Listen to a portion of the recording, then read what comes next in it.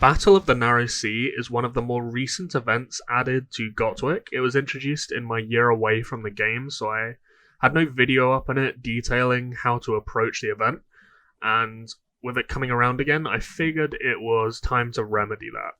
So as a general concept, if we go onto the map quickly, you will control a ship, and there will be various objectives that will open per day alongside the stages that your kingdom will have to defeat on a shared map.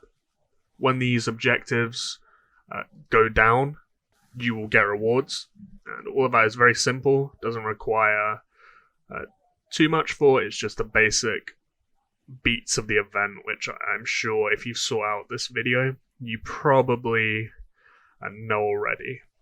The part of the event that requires a decent amount of understanding and thought is ranking highly on this leaderboard. Because the higher you rank, the more weapon chests you will receive, or Soren's weapon for finishing first place. And there's also leaderboard ego at stake, of course, which certainly appeals to people also. Seeing yourself at the top of leaderboards is never a bad thing. So I mentioned Soren's weapon there. So I go back out to my city again. In my experience, there's a fair bit of misunderstanding about this weapon. So I've seen a lot of people say that it's Soren. Why on earth would I want Soren's weapon? Because I'm never going to use Soren. I don't care about the gathering passive. He'll never get any use in PvP, of course. But if you look at the weapon closely, I have it here. You can see that here both the base attributes and the random attributes are collection bonuses. So what this means is that they're passive at all times. It's like troop appearances or researches, effects like that which are just always taking effect. I'm pretty sure it's only the equipped weapon as well, so you can't stack infinite amounts of Soren weapons and just stack stats onto them because they're unlocked, although I'm not actually certain of that fact, and it would be a hilarious bug if it did stack all the buffs from all Soren weapons. If we look at the stats it can drop, pretty basic stuff. Obviously the highest value stuff here will be the attacks, and they drop in very low numbers also. The attacks only go up to 4%, so you can't get anything too crazy on it, but you can sort of think of this weapon and having somewhat decent stats on it as, say, an extra troop appearance, which is decent, and you can just sit it on Soren, and if you have him 4-star, potentially get a bit more bonus out of the special effect too, although I doubt many people can get much of an effect out of that. Before I go back into the map to explain specifics and salvage priorities and little tricks you can use, I'll touch on the store first, since you can't actually open that in the map. So the highest amount of shade of the evenings you can get is 9,999 per run, to a maximum of 5 runs a day.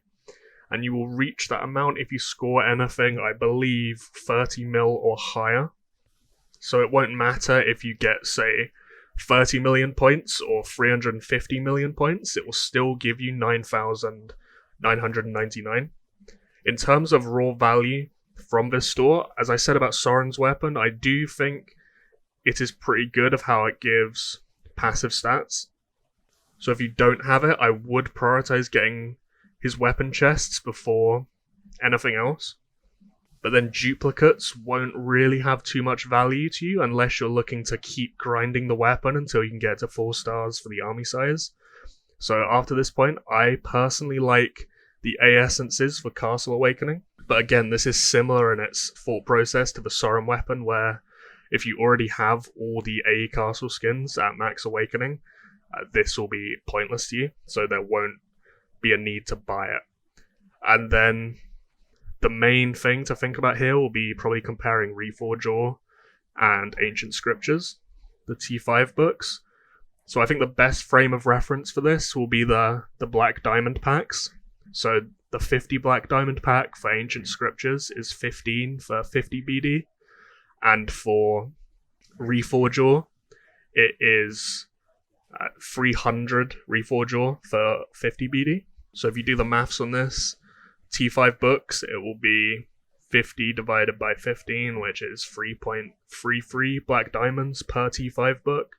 And Reforger, you'll get 6 Reforger per BD.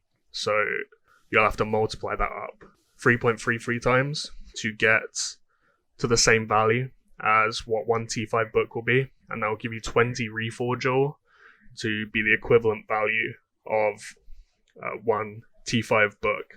So here you can only get 5 Reforger for the same amount of Shade of the Evenings as you can for one T5 book. So in a vacuum, T5 books are actually the best thing to buy here in terms of BD value comparisons, although you're probably not going to get any value from them immediately, and it'll just be contributing to the long grind to T5s for most of us. Whereas Reforger can of course get immediate value if you can reroll a weapon into base attack or something like that, although it of course can also give absolutely nothing as well.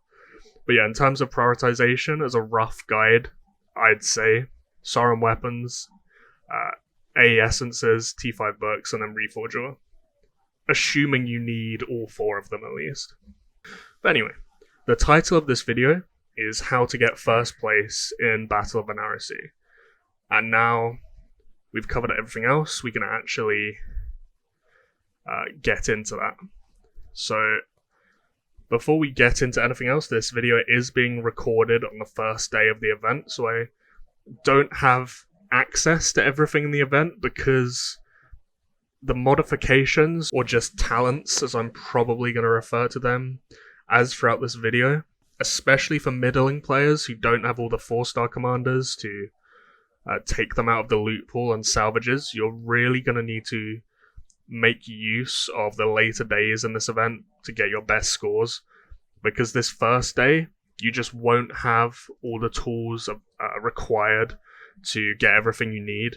But I did want to get it out whilst the event is still going on, so people can actually use the advice rather than the event ending and the video just being pointless. So with all these extra stages that unlock, these will give additional modification hammers, and that will help us finish out the talent trees, and we'll have additional buffs through that.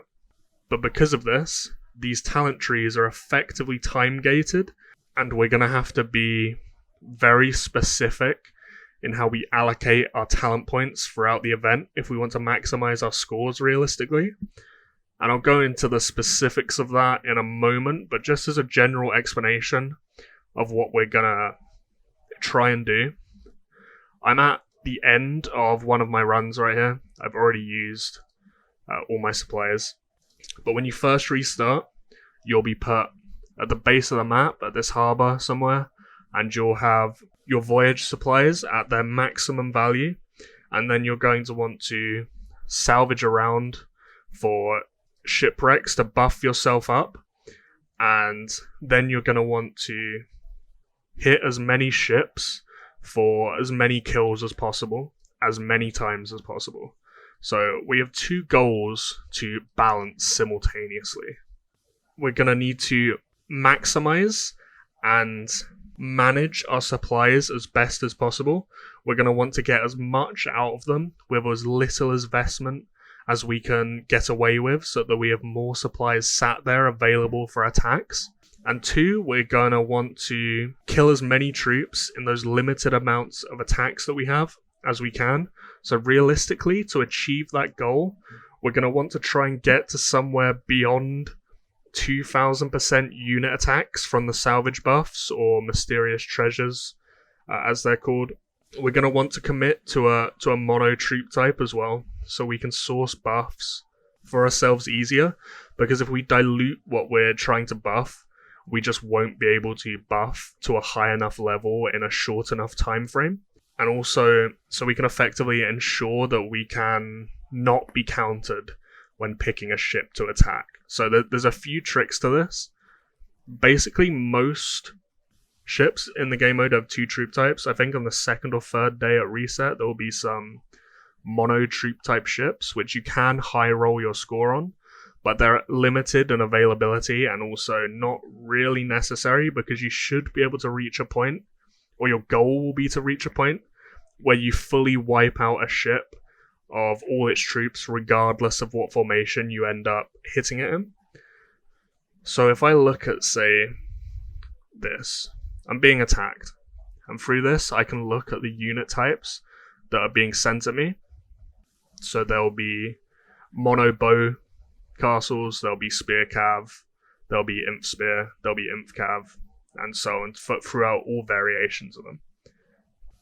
And if I look at this, I know what troop types this ship will have inside of it, even if I don't have the scout buff for it, which you can get through mysterious treasures. And as I'll touch on later when it comes to those buffs, I very much think that buff is a waste of supplies when you can just see this stuff without needing it through some of these tricks. So here I can see this will be only imp and spear units in it. So if I attack this, it will just be straight mixed imp and spear, and it will have a random formation when I hit it. So we won't be able to tell whether it will have spear on the front or imp on the front. But we can, if we send mono imp into this, knowing it's imp spear, I guarantee we won't be countered. Because taking the cavs out of the equation, we therefore won't be able to hit into a front line, which will only deal 50% damage to as mono imp. And I'll also be able to deal more damage through my troops not dying as easily, because they're not taking the 200% damage onto them as well. You'll note I'm not really talking about troop conservation at all as well, which for lower spending players may be more of a concern. And what you can actually do is go back into your city and swap your city defense formation to an off troop type on the front line. So here I'm running imp. If I go in here to my wall defense, I can swap this to like cav on the front. And then when you're attacked throughout the event by other ships, they won't hit my infantry. And through this, I'll be able to retain my infantry numbers for when I attack, when I've fully sourced all my buffs. Which is one little trick you can use if you're really trying to min-max as much as humanly possible. There are other ways of finding a ship's formation as well. You can check the battle log and see what you were hitting. You can find a ship that doesn't counter you that way. You can get a scout on an auto count as well. Just have it loaded in another tab and just swap to it. There's a few things you can do with auto counts in this actually, as I'll touch on later. But yeah, you can see through your reports what they hit you, and you can also look through the battle log of the alliance itself and see what other people on your kingdom were being hit by or are hitting, and find formations that way. So there's a good 3, 4, 5 ways of figuring out ship formations, and that's why the scout treasure is just terrible, to be honest, because you can use it on things that can buff you up instead. And just going back to the point of wanting to kill as many troops as possible, since the goal of this video is to get the highest scores you can, that will mean making some choices between things that give a lower ceiling but a higher floor versus a lower floor and a higher ceiling. So one of these things is reroute on dragons. If our goal is to maximize the kills we can get, we're going to get to a point in our perfect run where everything aligns, we get all the right buffs, we get them all early, and then we're going to start attacking early with that. We will full wipe the 1 mil troops on the enemy ship every time, and reroute will get in the way of this because it will effectively reduce the troops you can effectively wipe if you have level 9 reroute. If you fully kill 1 mil, you will effectively only kill 900k because of the reroute effect. So for this event specifically, you're going to want to go into your city and go to your dragon and just take Reroute off that dragon. You can maybe swap in like a health buff on your second dragon or something just in its place. And you're just really going to want to remember to put it back on after your runs or after the event is done, because I do remember last time this event was up, some people in my alliance just totally forgot about that. Now back to my very first point, maximizing the supplies available to us as one of our 2 goals. There is a little trick you can do with the talents to help you with this, and I can't fully show you all the iterations of this at the time of recording just because I don't have enough modification hammers to actually reach the end of the talent trees.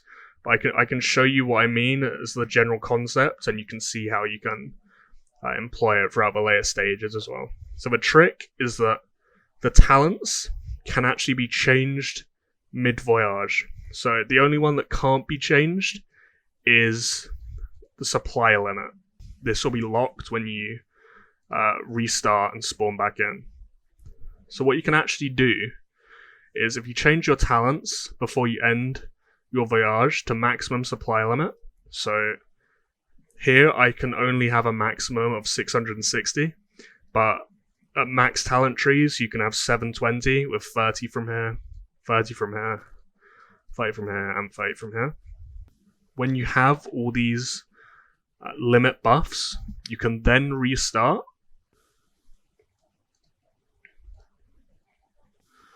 Let me go back to the start. And you see there, I have the maximum voyage supplies. And now at this point, we can reset our modifications. So it refunds them all. Yet we still have 660 voyage supplies, despite not having the talents for them. And then what you can do at this point is reallocate your talent points for salvaging, basically. So if we had the talent points for it, what I could do here is go down and get mysterious treasure as well. But for now, I'm just going to show this. So by default, salvaging costs 15 voyage supplies, which you can see there. But this is mid-run, remember? If we put on the salvage reduction talents, so these have only been added just now, it will reduce down to 12. So these talents can be changed mid-run, and you can swap them around as necessary to really maximize what you can pull off. This will start to get quite expensive, obviously, because it is 1,000 diamonds per refresh, but if you're really committed about chasing leaderboard position and getting that Soren weapon, this option is there just to really help you out a little bit if needed. And you can do this even more than just the salvage swap as well, because later on you'll have the attack reductions too. So after you've finished going around and salvaging and you're ready to attack, you can then swap it all again and take off all the salvage buffs, all the limit buffs to max. You're going to need them as prerequisites regardless, but you can then just put on all the attack reductions and all the army size you can get your hands on, and then all the relevant buffs you can get to their highest level as well, just to squeeze out as much damage as you can. So now we've done this, we've got back in, we've swapped our talents, we're ready to salvage as much as possible. We're going to want to start to maximize our buffs. So if I actually did this in its full process, this video would end up being a good solid 40-50 minutes, which probably neither of us want. So I drafted up a priority list in a notepad file as a means of going over how I look at all this stuff. And as I bold at the bottom here, as you can see, this is very tailored towards high rolling a high score, more so than securing a higher floor to your scores. And there are certain ways I prioritize stuff that would be different if we weren't picking them in the hopes of everything aligning, if that makes sense. Because picking some of these things, such as this, will realistically reduce the floor of your runs. Because if you don't get the right luck, you will just have a terrible run. But that's also okay, because you don't actually need to get consistently decent scores, like 60, 70 mil every time in the later days. You only need above 30 mil each time, which when you have all the talents and you approach it in the right way, you can easily clear 30 mil on every run without much effort at all. So you can definitely approach the buffs you pick as a means to making sure when everything does align, that one run is as perfect as it can be and you can get as high a score as possible. So for me here, the first priority is extra supplies. I think this is pretty obvious. You'll effectively be converting one salvage into about 4 of them. So normal shipwrecks can drop 50 supplies. The maps can drop 100 supplies also, although that is very rare. So it just increases your ability to convert supplies into as many buffs as possible, because you salvage once, and then if you hit 50 supplies, you can then salvage another 4 times, or even a bit more than that with the 12 supplies required there. Then after that, it will be attacking salvage reduction. I think it starts at 10% reduction and scales up to 30%. So that first drop of it will be the most impactful. But again, it's about high rolling as much as possible. So in most runs, this won't be of the highest value. But in the runs where everything lines up, you will want to be, or you're going to be attacking a good 10, 15, 20 times, ideally. So this will get so much value through that. If you hit 20 times and your attacks are reduced by like 10, that's effectively yielding the value of like 200 extra supplies, which just dwarfs anything else on this list in terms of supplies, basically. Then after that, it's one of the more controversial picks. I'm well aware of that, but it's fairly similar reasoning to the attack salvage reduction as well. Basically, when everything lines up, which is the goal here, you can get this to proc maybe 3, 4, 5 times. And if you can hit an extra 50 supplies from just one of those procs, that will really, really boost up your numbers and help you continuously snowball your score. If you're a top account with a lot of the 4-star commanders as well, or well, all of the 4-star commanders, so they're taken out of the loot pool on salvages, this will be even better for you as well, because you'll have less things available to drop to you from salvaging. So it's just more and more likely that you'll get stuff like extra supplies or attack reduction or really high value stuff like troop attack, which will let you, in this case, extend your runs further and further, and in this case and below, get more value out of those additional hits. And then it will be troop attack. The goal is to full clear the ship that you hit, as I've said, and attack just gets you to that point better than anything else. When you have the conversions for health and defense, they will get close in value to attack, of course, but attack scales higher in this event. It starts at 400% rather than 300% for the other two. So attack will remain the main priority at all times, although the buffs do increase further at the later stages. So if you have, say, health and the conversion for it at level, or like stage 4 of the buff, and troop attack is at just stage 1, taking and say you get both to drop in a shipwreck, taking the health in that case will just yield more attack indirectly through the conversion. So of course it will be slightly situational, and you'll have to adjust according to how things are going throughout your runs.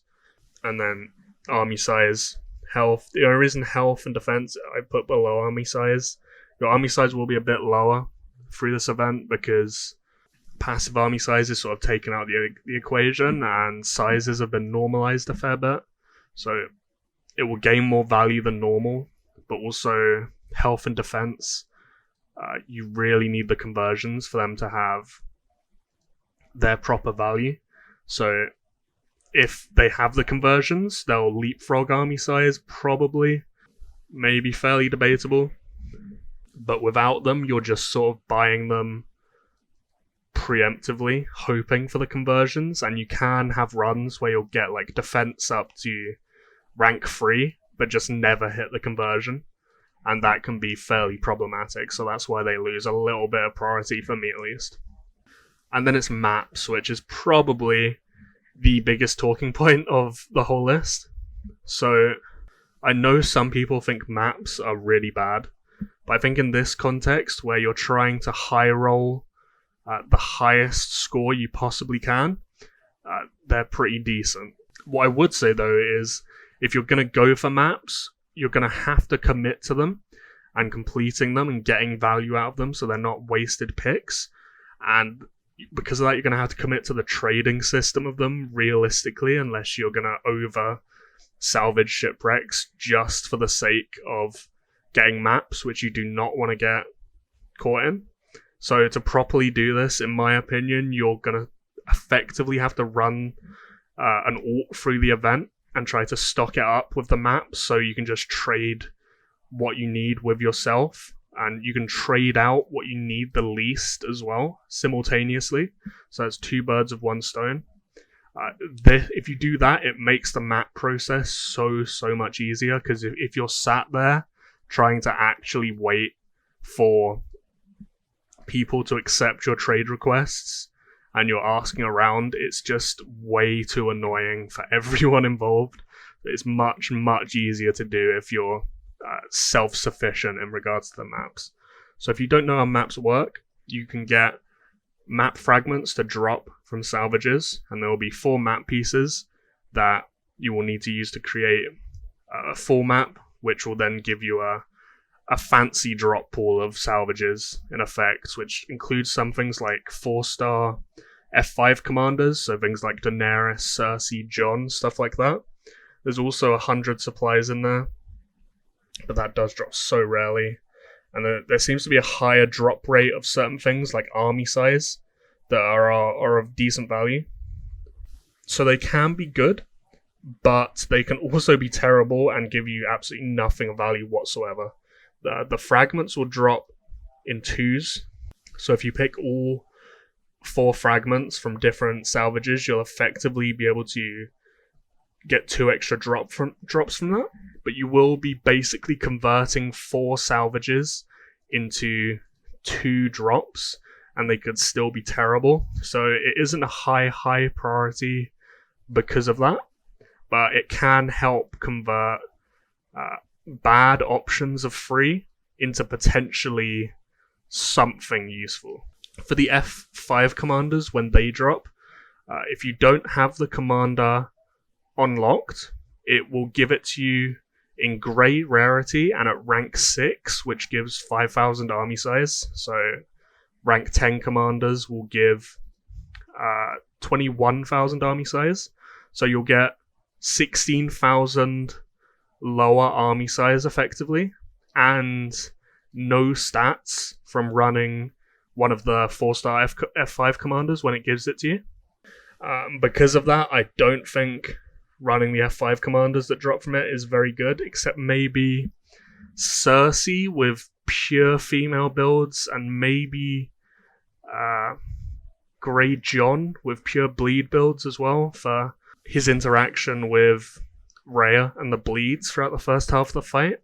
But past those 2, there isn't anything that gives insane amounts of synergy like those 2, and I don't think any of the other options can realistically overcome how many stats and how much army size you're going to lose from using them. Total attack, it's the same as I said earlier about attack. Your goal is killing stuff, and this just helps you kill stuff. It just has a lower number attached to it, so it's a lower priority.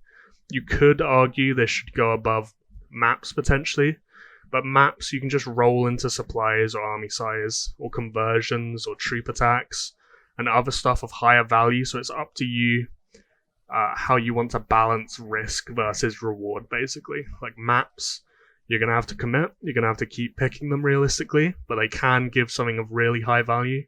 Whereas total attack is guaranteed value. It just has a lower ceiling but higher floor. Next, I have mirror health reduction. So if you're sending, say, Inf into Inf, or Inf into Inf Spear in this case, the reason I have this here is that you should be scaling your attack to a high enough point that realistically killing your counter better should be fairly irrelevant, because you should just fully clear your counter regardless because of how high your attack is. Whereas, of course, against your mirror, you'll need a little bit more help with that. The next one will be counter rate increase, which sort of goes against what I've just said, and it will probably be a bit debatable compared to the one below it. So as I said above, killing your counter better should be fairly irrelevant because you should just steamroll it anyway, but it drops at the first tier at 40%, which has a very high number actually attached to it. And if you do clear through your counter faster, so say you hit into an Imp Spear ship and it has Spear at the front, if you clear through those spears faster, you'll then have more time to kill the Imp, of course. So it will have some value because of that. But below it, you have removing a mysterious treasure out of the drop rotation if it's one of the single-use ones. So if we look back at here, if you get something like this Cav conversion, even if you're not running Cav, if you take it, it then can't drop from consequent salvages. So you're effectively taking it out of the rotation of what can drop. And through that, you're actually going to be increasing the chance of getting what you actually do want to then drop from like future shipwreck salvages, which has good value attached to it, because you're gonna need if you're gonna want to finish first in this event to get multiple extra supply drops. You're gonna need the conversions, you're gonna need the troop attacks. So taking rubbish stuff that is irrelevant to you out of rotation, as opposed to taking like a Cav health in its place, which can then repeatedly drop anyway, you can help that process of getting what you need by taking stuff out of the rotation through that. And then past that, it gets pretty simple, to be honest. Total health will be fairly terrible in this without the conversions for it, because surviving is of basically no importance to you at all, but it will indirectly help your damage numbers just a little bit, because you'll of course keep your absurdly high statted attack units in this event alive for a little bit longer, and they'll do more damage through that just because they're alive longer, of course. So it's okay. And then reductions, total defense, it's all pretty much wherever you're going to really want to be focusing from above here realistically. Below this point, you don't want to be picking any of this stuff. You're going to want to just be taking stuff out of the rotation wherever possible. And realistically, this stuff is what is going to mostly drop because of this. Like, as I showed here, stuff like Cav health, Cav defense, anything up for the unit types you're not running, all the troop drops, it's all pretty useless to you. And then yeah, I think all in all, that pretty much covers it. When you're all buffed, you of course just find a ship that you counter, as I showed before. So I'm running Imp. Is anyone sending Imp Spear at me? Nope, of course not. So I'll have to look through here. So say there. I'll go to him, maybe salvage next to him, and then yeah, I'll just go to town then. You probably do want to do the maths before hitting something on salvaging versus attacking. So if you get to a point where I say I salvage here and then empty all my attacks into him, and then I'm left on say 15 supplies, but then I can't attack again, but I have to salvage. Or I don't have to, but I can salvage. It would have been mathematically better if I, of course, salvaged before I used all those attacks, just to have a bit more buffs. So if a run's going perfect, at least, like, that is a lot of maths for potentially very little reward. If it's going perfectly, then maybe you'll want to do those maths to just ensure that your attacks, unless you hit extra supplies on the treasures when attacking or something, will leave you at a point where you can't salvage any further from that point onwards. And then after all this, I probably would advise, if you have the Soren weapon already, to not get first if possible, because first position doesn't get any weapon chests at all. So these can drop purple gold weapons, which are of high value. Like, even gold ones, you can just, if you have them already, you can keep upgrading your existing ones to add stats into your lineups. And if you get first, you're sort of denying yourself buffs indirectly through that, or potentially. It probably will just drop blue and green nonsense that you don't care about, but the chance is there, of course. It's probably just generally courteous, in my opinion, to try and share this weapon around people in your alliance and your kingdom, to people that don't have it, so they can get the passive buffs as well. But admittedly, it isn't always that simple. If you want to 4-star the weapon for the army size, or you just want maximum leaderboard ego, that's fair enough also, of course. And yeah, best of luck getting the very best score you can.